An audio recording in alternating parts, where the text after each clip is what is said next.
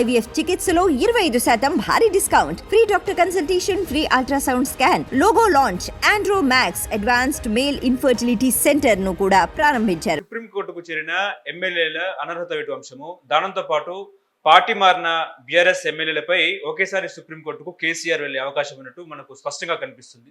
ఇది ఎంతవరకు నిజమంటారు? నిజంగా సుప్రీంకోర్టు అనర్హత వేటు వేసే అంశం ఉందంటారా? ఒకటండి, అండర్ ది 10th షెడ్యూల్ ఏదైతే యాంటీ డిఫెక్షన్ లా ఉందో, voluntarily giving up party membership అనేది it entails disqualification.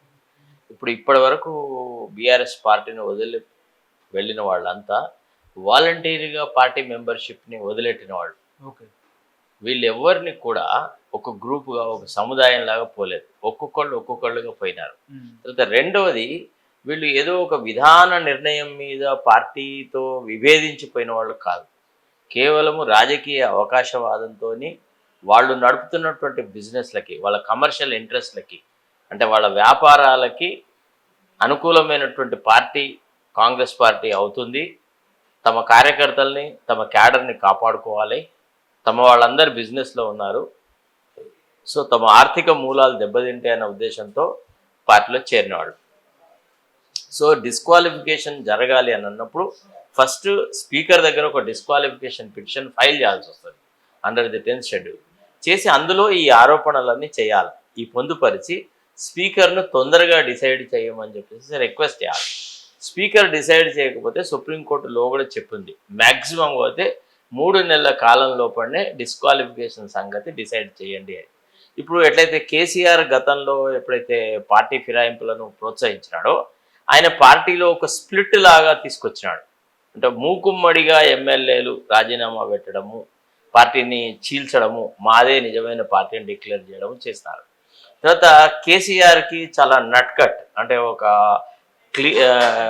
Clever and cruel speaker ఉండే పోచారం శ్రీనివాసరెడ్డి అనే నేతృత్వం. అతను he is absolutely a cruel fellow. Basically అతను is not a plain politician, very deep rooted conspiratorial, తర్వాత కుట్రదారుడు అనమాట. అతని రాజకీయ జీవితం అంతా కూడా కుతంత్రాలతోనే గడిచిపోయింది. ఆయన బయటికి ఎంత బాహ్యంగా, ఎంత గుంభనంగా, ఏదో గొప్ప మనిషి తరహాలో బిహేవ్ చేయాలనుకున్నా ఒక శకుని పాత్ర పోషిస్తూ వచ్చినాడు అనమాట. ఆయన తెలుగుదేశం పార్టీలో అట్లా, because I was a live witness to his political career. I was also a journalist for a fairly long time. I used to see his performance.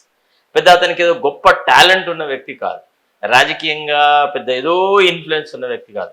ఆయన ఒక్క నియోజకవర్గం గెలవడానికే చంద్రబాబు నాయుడు సకల ప్రయత్నాలు చేసేది. ఎందుకంటే ఆ నియోజకవర్గంలో ఎక్కువగా ఈ చౌదరీస్, తర్వాత సెటిలర్స్ ఉంటారు నిజామాబాద్లో కూడా. ఈ సెటిలర్స్ మధ్యలో కూడా ఈయన గెలవడం అనేది చాలా అరుదు.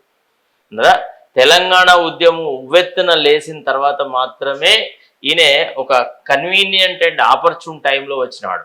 ఈయన ఉద్యమం మొట్టమొదట్లో తెలంగాణ ఉద్యమంలో చేరి తన ఉద్యమ సంకల్పాన్ని ధృవీకరించిన వాడు కాదు. కాకపోగా ఉద్యమాన్ని చాలా క్లెవర్గా తన వ్యక్తిగత ప్రయోజనాలకు వాడుకున్నాడు, తన 2 కుటుంబ సభ్యులకి, అంటే కొడుకులకి, వాళ్ళకి వీళ్ళకి. సో కాబట్టి ఎట్ దిస్ జంక్చర్ సుప్రీంకోర్టుకు పోవడం అనేది టూ ప్రిమాచ్యూర్.